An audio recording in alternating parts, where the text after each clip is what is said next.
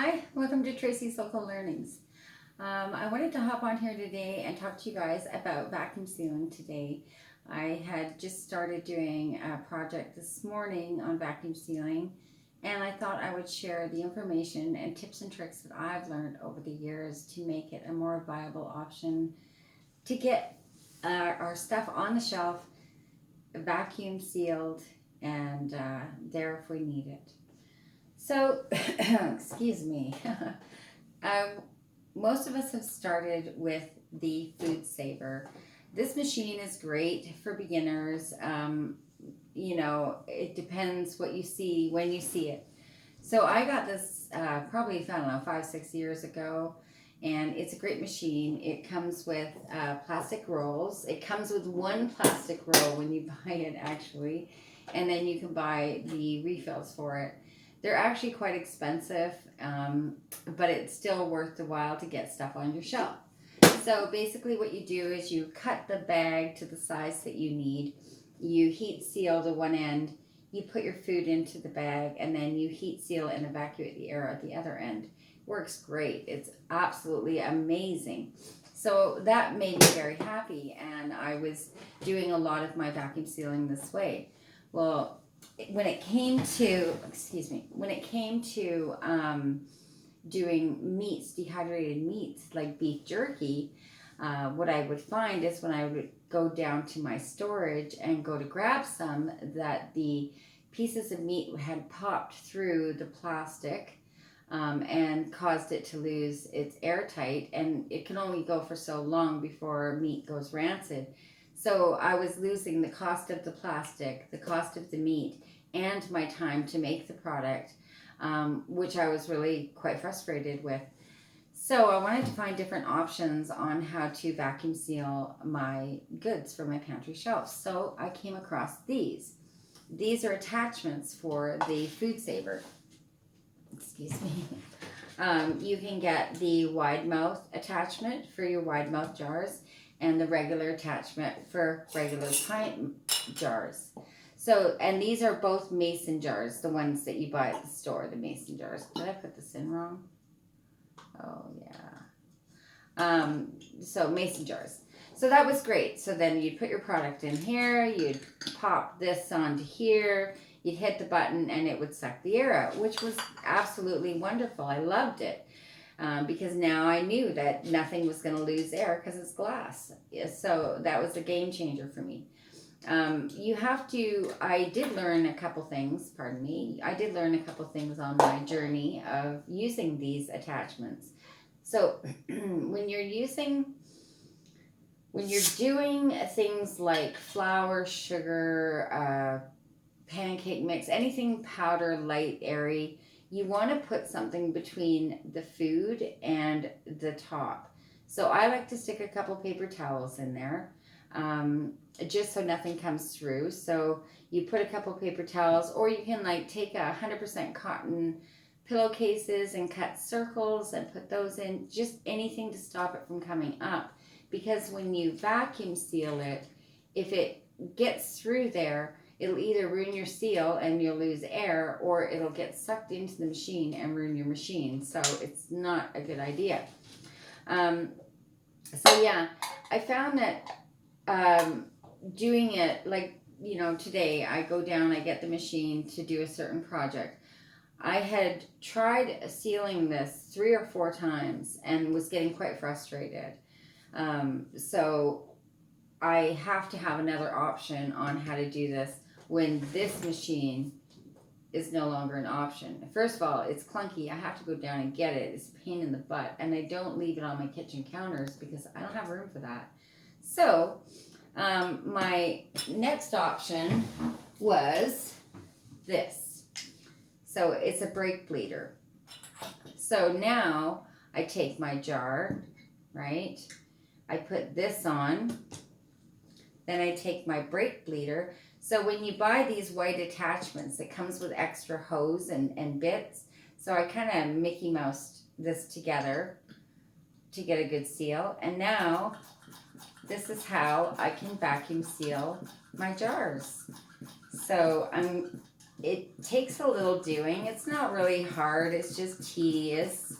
You know, you can get your kids to do it. You can get, if you're just sitting around, you know, it doesn't really take much. So basically, when you keep pumping and the needle stops moving, it usually means that it's done and it's sealed. Oops. You see that?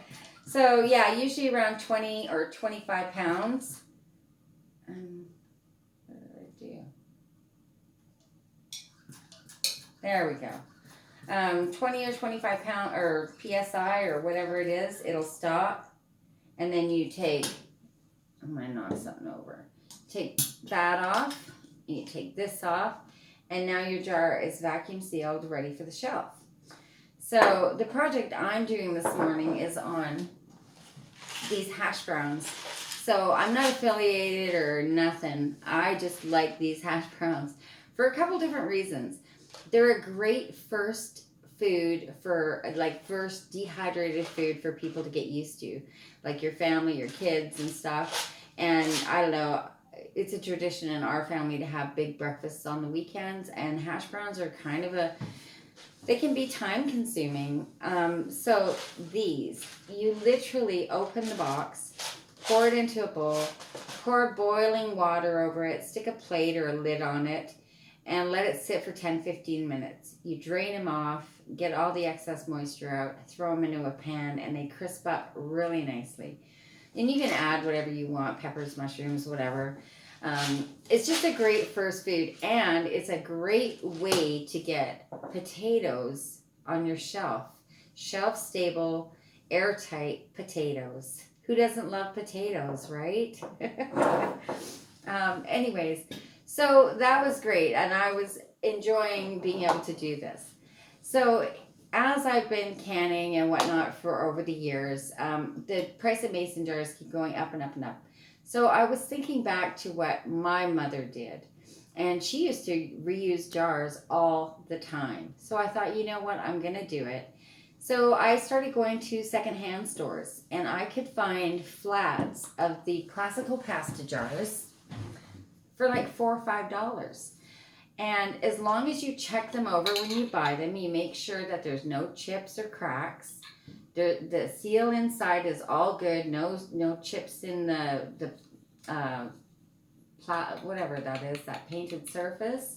Make sure it's not eroded anywhere. There's no dents in the outer lid. Some of the small dents aren't going to affect your seal. So as long as it doesn't bend the part where the seal is, you're still good to go with them.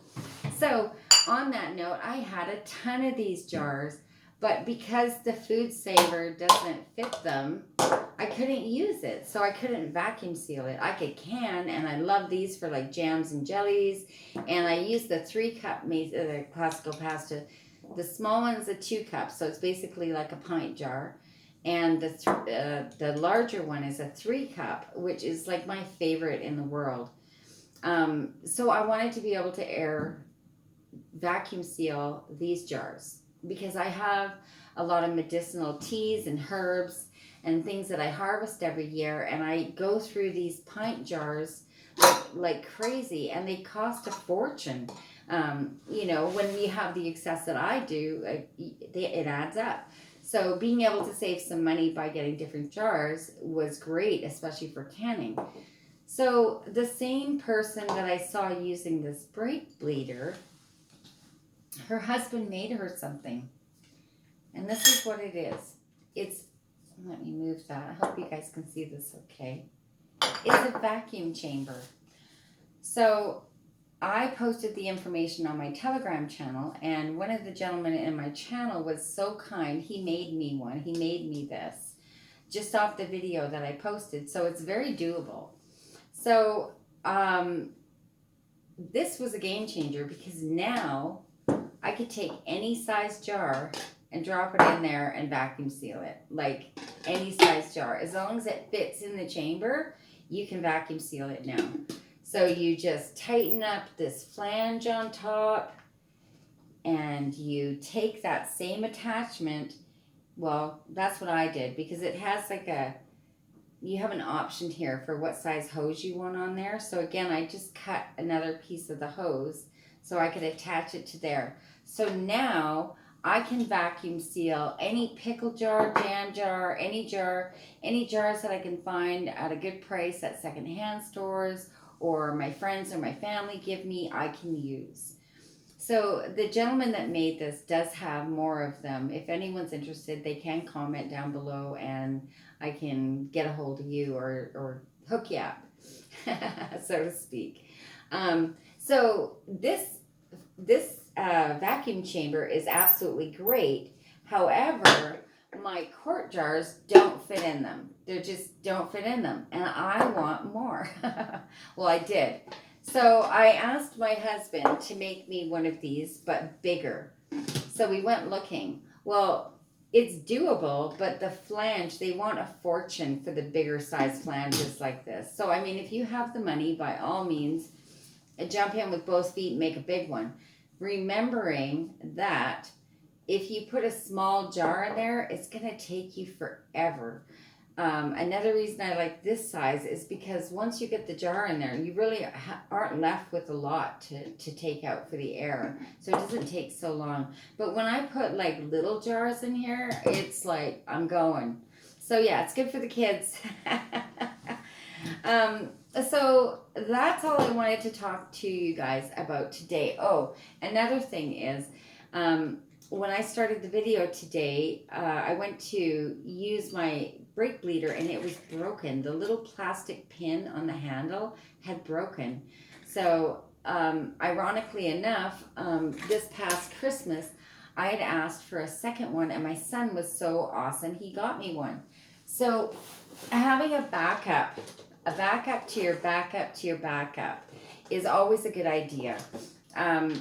You can get them when they're on sale sometimes at places like Princess Auto for like $20-25 if you keep your eyes open. This one, like I said, I've had over 4 years and it was probably $40-50 when I got it, and I don't know where the prices are at right now, but you can spend a fortune if you want to buy one that is whatever. I don't know how much they go up to.